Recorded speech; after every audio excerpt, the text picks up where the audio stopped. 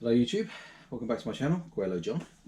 I'm your regular host John, and today we're going to be talking about this guy, Metal Gear Rising, Revengeance, and impulse buy, because I am in lockdown and bored. So I picked this guy up and I got him really reasonable price. I got him from an eBay seller called Jorpo_86. I'll leave his details underneath, because if he is selling, this guy's good.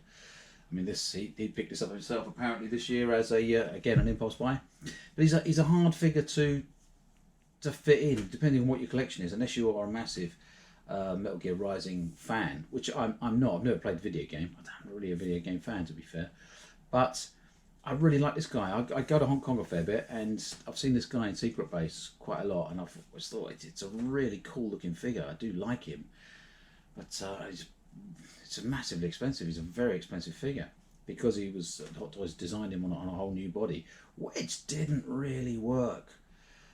Straight from the factory, this guy has problems, especially with this arm.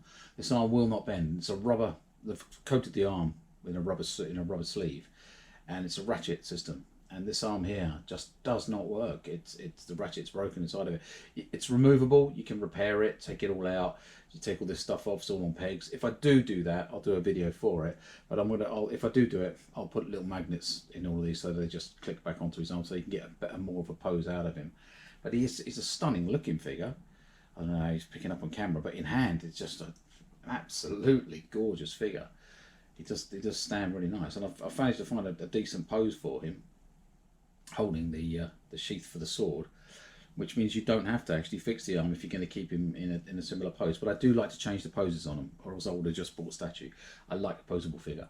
So with this guy, I want him to stand on a shelf on his own, but have more shelf presence than he's actually got. That's because you can't really fully pose him. I need some movement from him. I need to make him look like he's alive. So what I decided to do is put a hooded cape. Not cape, a hooded cloak on him, not a cape. Cape is for Superman. So a hooded cape. And what I've done is I bought this. This is it's nylon, a cheap nylon hooded cloak from eBay. About £7, I suppose, including the postage. But I want it to look weathered. And if you do buy this, you're going to have to wash it in detergent, boiling hot water, just to wash all the dye out. I've washed this guy 6 times, and there was still a little bit of dye left in there. It just came out black. The water turned black instantly on the first one. But you got to wash it and wash it and wash it. But I want it to be sort of flowing off him, but I want it to be battle damaged as well. Not battle damaged, but really heavily worn. So as you can see, I've started that here, wearing him. And when you're doing this, when you're wearing him, you will need. I'm using. You may not want to use one of these creme brulee burner. And if you're going to do this, be an adult. If you're not an adult, use adult supervision. They're probably just going to say no. To be fair, no adult is going to let a kid do this, because it's really dangerous. And do it outside, or if you're going to do it in a room, make sure you've got a bucket of water and the room is well ventilated, because you will get fumes from this. But what you're doing is just the holes that you've done. You're just burning them a bit. And I instantly thought this was going to go up in flames, but it actually isn't. It's just kind of melting, it's giving a really good effect. I'm really liking the effect that it's getting.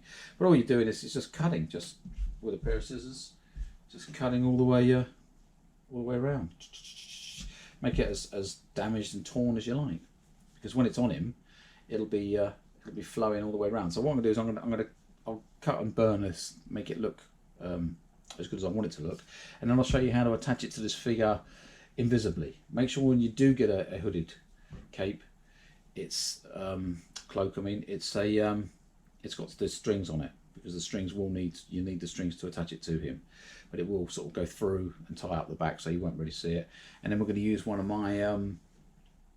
my cape or cloak posing stands, and that stand will also actually hold him better, stop him from falling over. So I'll come back to you once I've weathered this a hell of a lot more. I'll talk to you guys in a minute. Okay, that being done, it's been all cut up. It's been heavily weathered with acrylic paints, mainly browns, different types of browns in there. But there's a lot of burning on this. When I said, do this in a well ventilated room. Don't do it in a well ventilated room. Take it outside.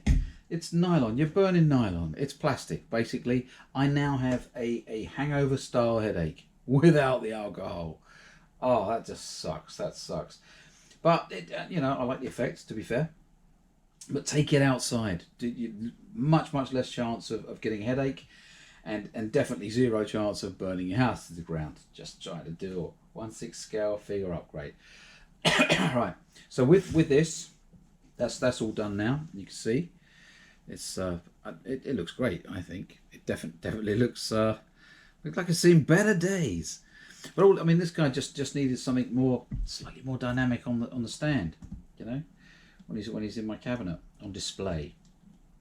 So what we're doing when we're with these strings to feed this on invisibly, as you can see, if you can see on the tops here, you've got the 2 shoulder pads there. You've also got little holes in these parts. So underneath these parts, you've got a couple of little holes. So what I want to do is run the cable, run the string underneath there, through there, underneath the armpits, and then tie it up again at the back. So it all bunches on the back there. So I'm going to give that a go. Just, you know, you just basically feed it through there first. It might be a bit better if you get some pliers, little tiny pliers, just makes it easier. So you'd feed that through there. There is a hole. I'm just going to try doing it without knocking the figure over. Okay, and then you'd pull that through there. So you've got a string through there. That's one side done. And then you would do the other side. The other side.